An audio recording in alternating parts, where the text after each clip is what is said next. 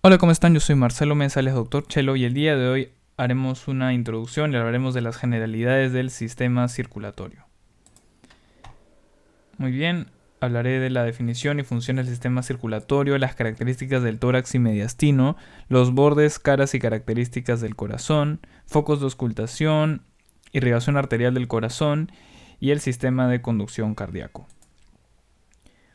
Muy bien, como parte de la definición y funciones, consideremos que el sistema circulatorio se conforma a su vez del sistema cardiovascular y el linfático.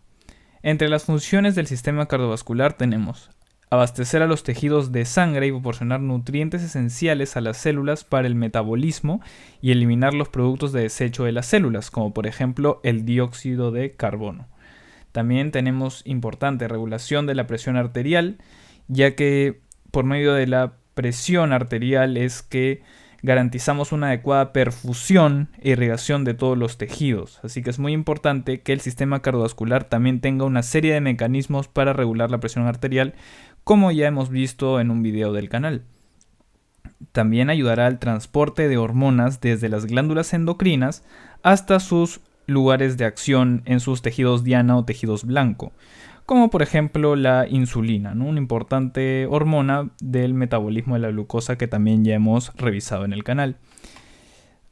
Consideremos también que el sistema cardiovascular se encarga de la regulación de la temperatura corporal y eso lo va a hacer en conjunto también con el sistema tegumentario, ¿no? Sobre todo lo que es la parte de la piel, ya que por procesos de vasoconstricción y vasodilatación va a ayudar a la conservación del calor y a la pérdida del calor respectivamente, como también hemos revisado en algún video del canal.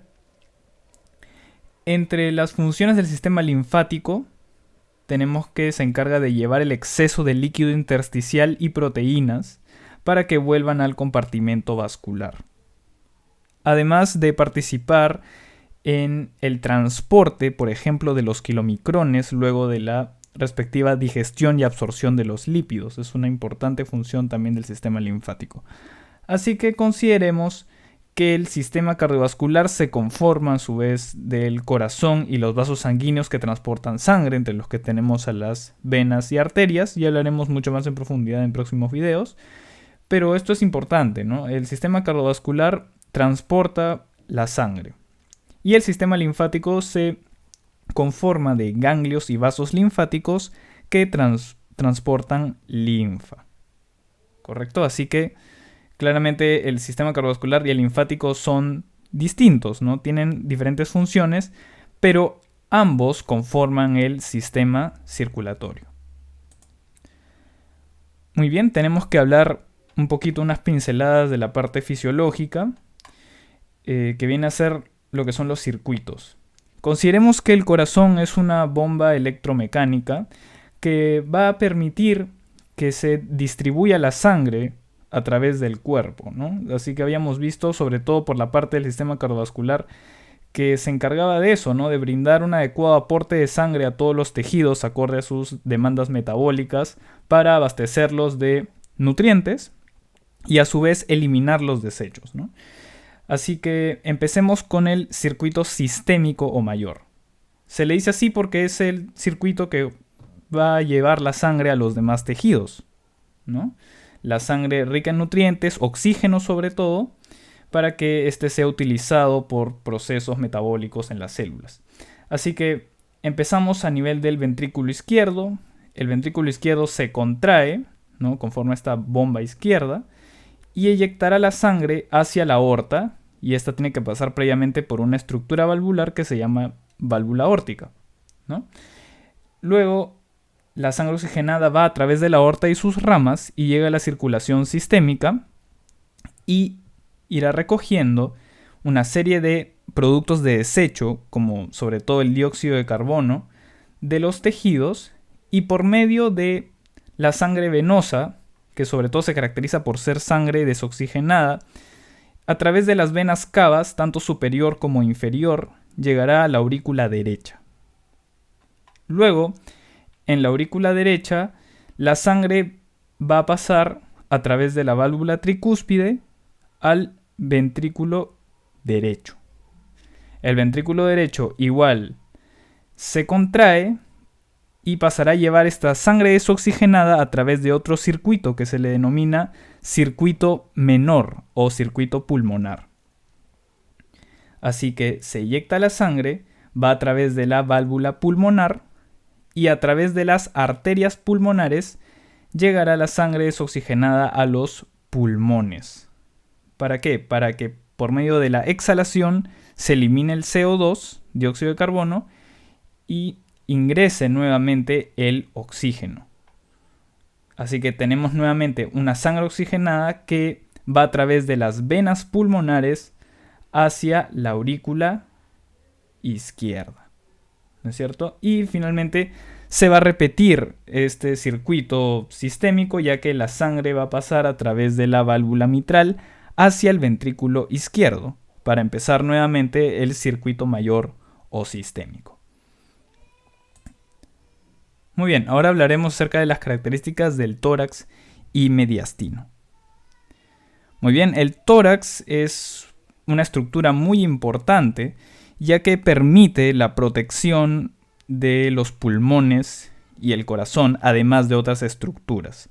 Así que buena parte de lo que es el sistema respiratorio está ubicado en el tórax, al igual que estructuras importantes del sistema circulatorio. Vamos a describir el tórax. Muy bien, consideremos primero que hay una diferencia entre decir caja torácica y cavidad torácica.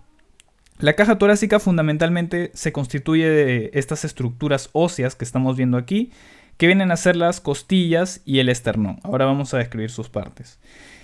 Mientras que la cavidad torácica es el espacio que está al interior, ¿no es cierto? Donde finalmente están todas estas vísceras importantes que conforman los sistemas que ya hemos referido. Así que vamos a describir las estructuras óseas que componen el tórax. El esternón, que es este hueso que tenemos acá, que estoy señalando, se conforma del manubrio, esta parte es el manubrio, el cuerpo del esternón, que es el que estoy señalando ahora, y la apófisis sifoides. Luego tenemos las costillas, ¿no? Hay 12 costillas a cada lado, ¿sí? Desde la primera a la séptima se le denomina costillas verdaderas, ¿sí? Porque cada una tiene un respectivo cartílago costal que se articula directamente con el esternón. De la octava a la décima se le denominan costillas falsas porque en realidad se están anclando junto con la séptima. Y tenemos las costillas 11 y 12 que están acá en esta parte posterior, ¿no? 11 y 12, que vienen a ser las costillas flotantes porque no se articulan finalmente con el esternón. También consideremos que lo que limita la cavidad torácica de la cavidad abdominal viene a ser este órgano muy importante que es el diafragma, que es el principal músculo inspiratorio. Ahora hablaremos de una serie de estructuras que se ubican en el mediastino. El mediastino está en la cavidad torácica y va a separar las dos cavidades pleurales situadas lateralmente. Es decir, finalmente es un espacio que está entre ambos pulmones, ya que las cavidades pleurales, además de contener la pleura, que es la serosa que recubre a los pulmones, tiene, como ya hemos dicho, los pulmones. Se va a dividir en mediastino superior e inferior. Y el mediastino inferior a su vez se divide en anterior, medio y posterior. ¿Qué debemos tomar en cuenta para poder realizar esta división de mediastino superior e inferior? Debemos considerar el ángulo esternal o ángulo de Lewis, que viene a ser esta unión entre el manubrio y el cuerpo del esternón que habíamos mostrado antes, es decir, esta zona de aquí, ¿no? A esto se le denomina ángulo esternal o ángulo de Lewis. Es una estructura muy importante porque nos permite separar lo que es el mediastino superior del inferior. Además de poder decirnos con certeza dónde está la segunda costilla, ya que la primera costilla no es palpable, tanto derecha como izquierda, no son palpables.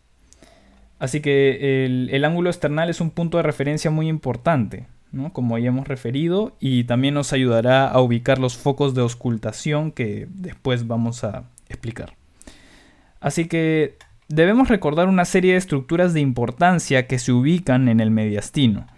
En el mediastino anterior, que habíamos visto, ¿no?, que forma parte del mediastino inferior, encontramos al timo, ¿no?, más o menos en esta zona. También el timo abarca parte de lo que es el mediastino superior, de hecho. Luego tenemos el mediastino medio, que contiene el pericardio, el corazón, y tiene el origen de los grandes vasos, como las venas cavas y la aorta y sus ramas. El mediastino posterior contendrá al esófago, a la aorta torácica y sus ramas, el sistema de venas ácigos, el conducto torácico y nódulos linfáticos, los troncos simpáticos y nervios esplánicos torácicos. Muy bien, ahora hablaremos de los bordes, caras y características del corazón. Para esto tenemos que hablar del pericardio. El pericardio es un saco fibroseroso que rodea el corazón y la raíz de los grandes vasos. Tiene dos componentes, un pericardio fibroso y un pericardio seroso. Acá tenemos esquematizado el pericardio, vean cómo rodea al corazón. Así que vamos a hablar de estos componentes. El pericardio fibroso es la capa externa de tejido conjuntivo que establece los límites del mediastino medio y mantiene en posición al corazón y limita su distensión gracias a una serie de ligamentos externopericárdicos. ¿Correcto? Así que es esta estructura la que es prácticamente de soporte, ¿no?, para ayudar a mantener el corazón en su lugar, ya que el corazón no está flotando en medio de la cavidad torácica. También tenemos un pericardio seroso, ¿correcto?, que tiene una capa parietal y una visceral. Entre ambas capas, la parietal y visceral, hay una mínima cantidad de líquido que evita el daño por fricción del corazón. Es decir, el corazón se está llenando de sangre y constantemente se contrae para poder eyectarla, ¿no es cierto?, a través de los circuitos que ya hemos referido. Entonces, entre estas capas, ¿no?, parietal y visceral, puede haber cierto grado de fricción, ¿no es cierto?, ante el movimiento constante del corazón. Pero la presencia de esta pequeña cantidad de líquido hace que justamente no haya daño por fricción. Debemos considerar también que en ocasiones puede haber un exceso de líquido, ¿sí?, este líquido pericárdico, y a eso se le llama derrame pericárdico. ¿Sí? Puede ser, por ejemplo, hay un exceso de líquido por sangre, o hay un exceso de líquido por alguna otra enfermedad. Entonces, ¿cuál es el problema de que hayan derrames pericárdicos? Que esto se puede complicar con un taponamiento cardíaco, ¿no? Es decir, hay tanto líquido que el corazón es comprimido y ya no se permite que tenga un adecuado llenado, ni tampoco que eyecte adecuadamente la sangre. Entonces el taponamiento cardíaco se caracteriza por tres cosas. Ingurgitación yugular, también tenemos los ruidos cardíacos hipofonéticos o apagados, y adicionalmente a eso, hipotensión, o inclusive entrando en estado de shock. Y a eso le llamamos la tríada de Beck, ¿no?, a esas tres características que conforman el taponamiento cardíaco. Muy bien, ahora hablemos de los bordes y caras cardíacas. Muy bien, acá tenemos una imagen del corazón y vamos a describir los bordes que este tiene. Tiene un borde derecho que sobre todo está conformado por la aurícula derecha, ¿sí? Así que este sería el borde derecho. Sí, vemos acá sobre todo conformado por la aurícula derecha. Borde superior, conformado por las dos aurículas y el cono arterioso del ventrículo derecho. Así que es lo que estamos viendo aquí, ¿no? Las dos aurículas están a este nivel y acá tenemos el cono arterioso, es decir, todo lo que finalmente va a salir del ventrículo derecho, ¿no?, incluyendo el tronco pulmonar. También tenemos el borde izquierdo, que está conformado por el ventrículo izquierdo. Aquí estaría, ¿no?, el ventrículo izquierdo, borde izquierdo. Vean que el ventrículo izquierdo también conforma este vértice o ápex del corazón. Y también tenemos un borde inferior que está conformado por el ventrículo derecho, predominantemente, ¿no?, borde inferior. Ahora, con respecto a las caras, la cara anterior del corazón está conformada sobre todo por el ventrículo derecho. Tiene una cara posterior conformada por la aurícula izquierda y una superficie diafragmática conformada por el ventrículo izquierdo. A ver, ¿por qué es tan importante recordar estas caras y bordes? Porque hemos dicho que la cara anterior sobre todo se conforma por el ventrículo derecho, ¿no es cierto? Entonces, imaginémonos que a una persona la apuñalan, ¿no? Le clavan un cuchillo a nivel del tórax anterior, sobre todo en la parte central, que ya sabemos que se ubica el corazón. Con mayor frecuencia en estos accidentes se afecta el ventrículo derecho, ¿no?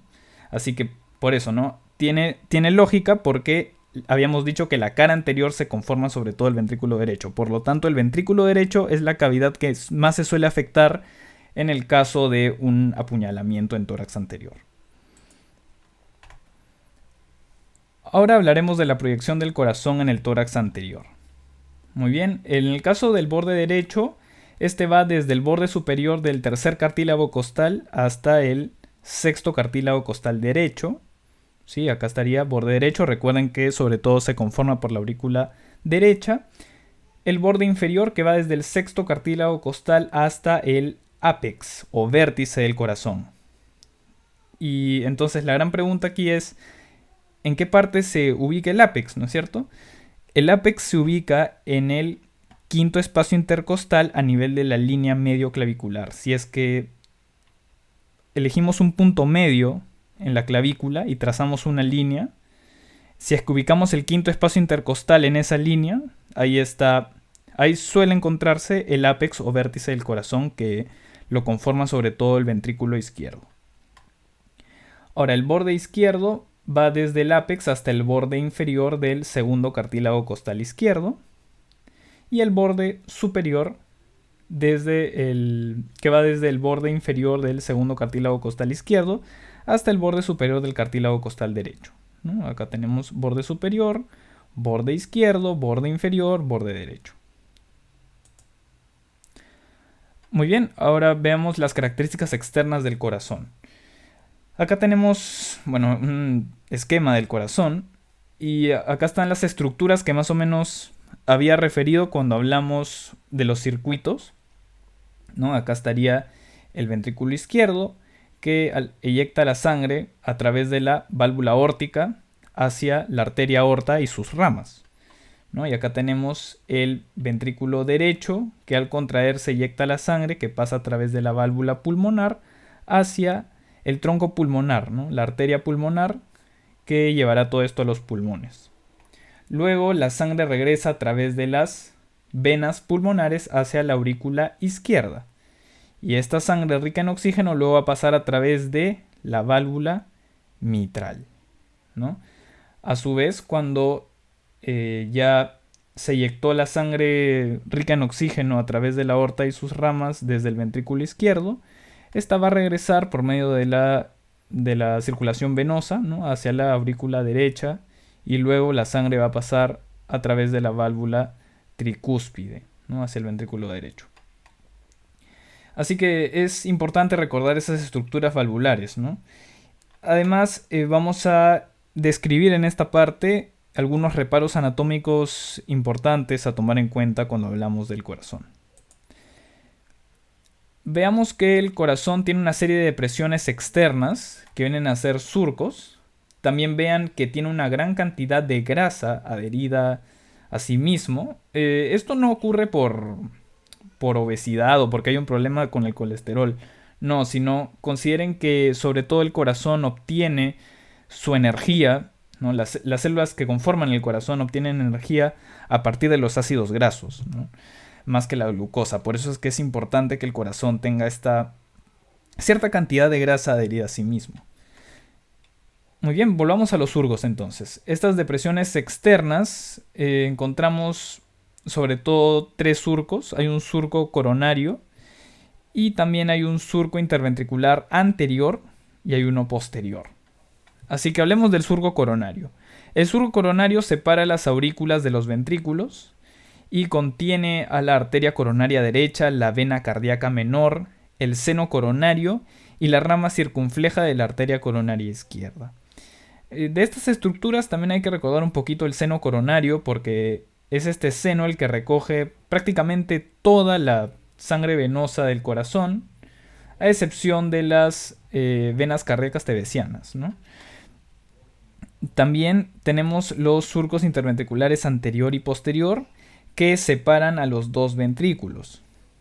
El anterior contiene a la arteria interventricular anterior y a la vena cardíaca mayor o magna, y la posterior contiene a la arteria interventricular posterior y la vena cardíaca media. Ahora hablemos de algunos reparos anatómicos de la aurícula derecha. Recordemos que la aurícula derecha conforma el borde derecho del corazón y además recibe la sangre proveniente de las venas cavas y del seno coronario, que como había dicho, el seno coronario recoge la mayor parte de sangre venosa del corazón.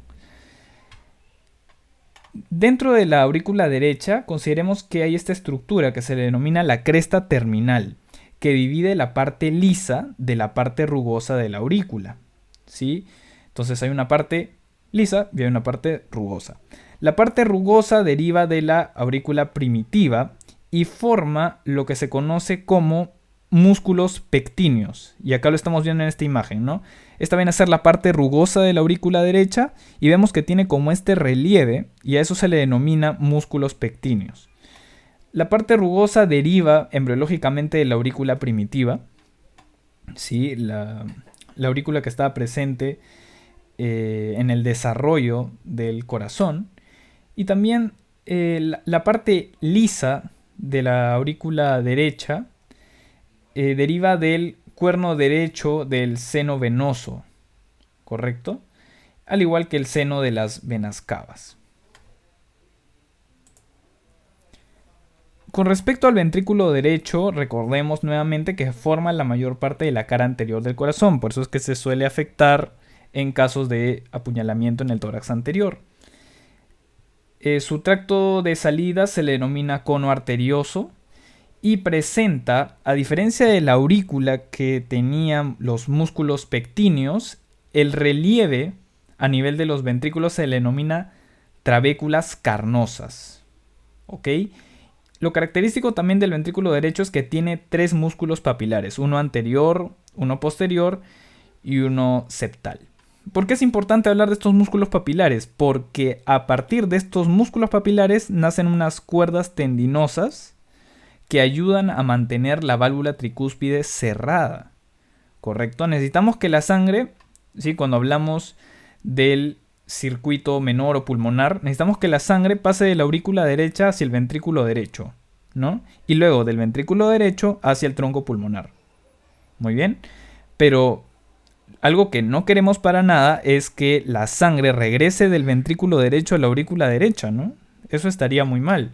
Así que por eso es muy importante que hayan estos 3 músculos papilares y las cuerdas tendinosas para que mantengan esta válvula tricúspide cerrada y eviten ese reflujo del ventrículo derecho hacia la aurícula derecha.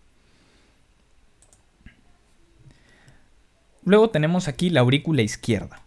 La aurícula izquierda forma la mayor parte de la cara posterior del corazón. Por eso es que anatómicamente se relaciona bastante con lo que es el esófago. Su porción lisa recibe las 4 venas pulmonares, ¿no? Que son las que estamos viendo a este nivel. Su parte rugosa nuevamente contiene los músculos pectíneos. Recuerden, aurículas, músculos pectíneos, ventrículos, trabéculas carnosas, ¿sí? Acá en la aurícula izquierda no hay una cresta terminal como en la aurícula derecha que separa los dos componentes liso y rugoso, ¿correcto? Ahora hablemos del ventrículo izquierdo. El ventrículo izquierdo presenta 2 músculos papilares, ¿correcto? Uno anterior y uno posterior, a diferencia del ventrículo derecho que tenía 3. ¿Ok? El tabique interventricular forma la pared anterior y parte de la pared derecha del ventrículo izquierdo. También consideremos que este tabique interventricular presenta una parte muscular y una parte membranosa, ¿no? La parte muscular es la que está a un nivel más inferior y la parte membranosa a un nivel más superior. Una característica importante aquí es que vean que el ventrículo izquierdo es mucho más grueso que el ventrículo derecho, ¿no? Eso es un detalle muy importante. ¿Y por qué se da esta diferencia? Porque es necesaria más fuerza para bombear la sangre a través del cuerpo, ¿correcto? El circuito sistémico, que a través de los pulmones. Por lo tanto, es lógico que la pared del ventrículo izquierdo sea más gruesa que el ventrículo derecho. De hecho, es de 2 a 3 veces más gruesa. ¿Ok? Ahora, hablando acerca de los músculos papilares y las cuerdas tendinosas, que acá las estamos viendo, ¿estas a qué van a ayudar? A cerrar la válvula mitral, ¿no? Porque es muy importante que no ocurra ese reflujo del ventrículo izquierdo a la aurícula izquierda. ¿Sí? Recuerden eso. Ahora hablemos de los focos de auscultación. Muy bien. Las válvulas cardíacas tienen una localización anatómica, ¿sí? Por ejemplo, ¿no? La válvula aórtica se ubica en la línea media del esternón, adyacente al tercer espacio intercostal. Ahí está, ¿no? La válvula pulmonar está desde el borde lateral izquierdo del esternón al tercer cartílago costal, la válvula tricúspide por encima del plano del quinto cartílago costal y la válvula mitral a la izquierda de la línea media adyacente al cuarto cartílago costal y al cuarto espacio intercostal izquierdo. Pero cuando en la exploración física se usa el estetoscopio para auscultar la válvula, no se ubica el estetoscopio en esta localización. O sea, no es que, quiero auscultar la válvula aórtica, entonces me ubico en la línea media del esternón a nivel del tercer espacio intercostal. No, eso no se hace. Hay una serie de focos a donde se irradia el paso de la sangre, el ruido que hace la sangre al pasar. ¿Ok? Entonces, eso es muy importante para poder finalmente auscultar las válvulas y ver si es que hay alguna alteración en las mismas, ¿no? Como por ejemplo una estenosis o una insuficiencia, ¿no? Si es que se desea saber un poquito más a fondo de las valvulopatías, también hay un video en el canal que lo explica. Así que, si queremos auscultar la válvula aórtica, el foco aórtico, tenemos que ubicarnos en el segundo espacio intercostal derecho lateral al esternón o paraesternal, ¿no? También se le dice. Si queremos auscultar la válvula pulmonar, debemos ubicarnos en el segundo espacio intercostal izquierdo lateral al esternón o paraesternal, igual. Si es que queremos auscultar la válvula tricúspide, debemos ubicarnos en el cuarto espacio intercostal izquierdo lateral al esternón. Y si queremos auscultar la válvula mitral, debemos ubicarnos en el quinto espacio intercostal izquierdo a nivel de la línea medioclavicular. Entonces, una particularidad, habíamos dicho que el ápex cardíaco se ubicaba ahí, ¿no es cierto? En el quinto espacio intercostal izquierdo a nivel de la línea medioclavicular. Así que vean que es lo mismo, ¿no? El ápex se ubica en el foco mitral. Ahora hablaremos de la irrigación arterial del corazón. Debemos considerar que las arterias coronarias se originan de la aorta ascendente, ¿sí? Y el corazón es el primer órgano en ser irrigado, ¿no? O sea, ni bien eyecta la sangre para los demás órganos, primero se irriga a sí mismo. Así que debemos ver que hay dos arterias coronarias de importancia. De la aorta ascendente nace la arteria coronaria derecha y la arteria coronaria izquierda. Vamos a hablar en profundidad de la arteria coronaria derecha para luego hablar de las ramas de la arteria coronaria izquierda. Muy bien, la arteria coronaria derecha suele dar lugar a una arteria para el nodo sinusal o nodo SA, acá lo tenemos abreviado, y para el nodo aurículo-ventricular. ¿Ok? Así que es la arteria que se dice que se relaciona con el sistema de conducción cardíaca, que ya vamos a describir posteriormente.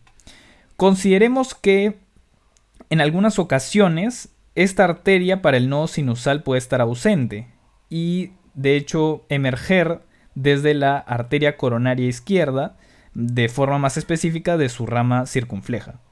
¿Ok? Así que no siempre el nodo sinusal va a ser irrigado por la arteria coronaria derecha. ¿Ok? En la mayoría de veces sí está siendo irrigada por la arteria coronaria derecha. En la mayoría, pero pueden haber excepciones. ¿Ok? Luego, la arteria coronaria derecha también da origen a una arteria interventricular posterior o descendente posterior en la gran mayoría de personas. Esta arteria interventricular posterior o descendente posterior irriga el tercio posterior del tabique interventricular o del septum interventricular. ¿Ok?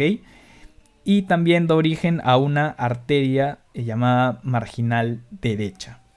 ¿Ok? Así que fundamentalmente, si queremos ver anatómicamente qué estructura se está irrigando la arteria coronaria derecha, pues sobre todo está irrigando el ventrículo derecho y la aurícula derecha, ¿correcto? Además del tercio posterior del tabique interventricular.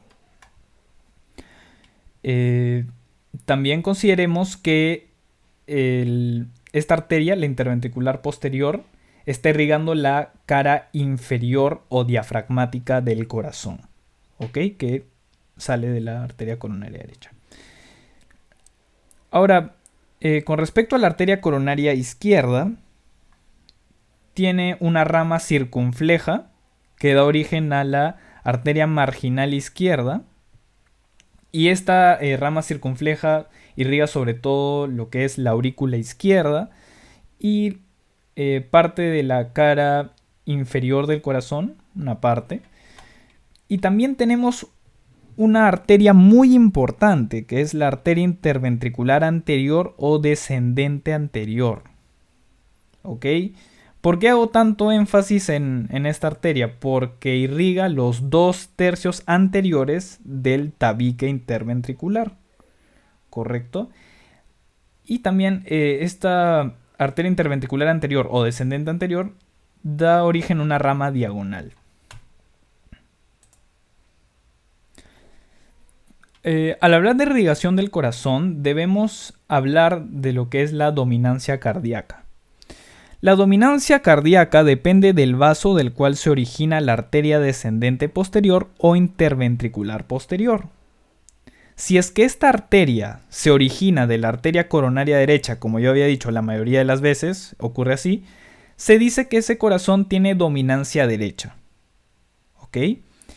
Y si se origina de la rama circunfleja de la arteria coronaria izquierda, se dice que ese corazón tiene dominancia izquierda. ¿Ok? Ahora, un dato importante a tomar en cuenta es que el vaso que con mayor frecuencia genera infartos de miocardio agudo, es la arteria descendente anterior o interventricular anterior, ¿correcto? De la arteria coronaria izquierda. ¿Ya?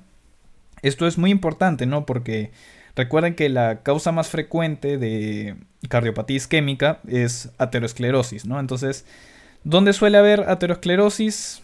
Pues viendo este dato, ¿no? Con mayor frecuencia hay infartos en la descendente anterior o interventricular anterior, pues lo más probable es que, sobre todo, obviamente en personas que tengan los factores de riesgo, pueden llegar a tener un infarto producto de la oclusión de esta arteria. Muy bien, ahora hablemos del sistema de conducción cardíaco. Muy bien. Consideremos para esto que yo había mencionado, ¿no? El corazón es una bomba electromecánica. Es decir, necesita de todas maneras un impulso eléctrico, ¿sí? Un potencial de acción para que se pueda contraer.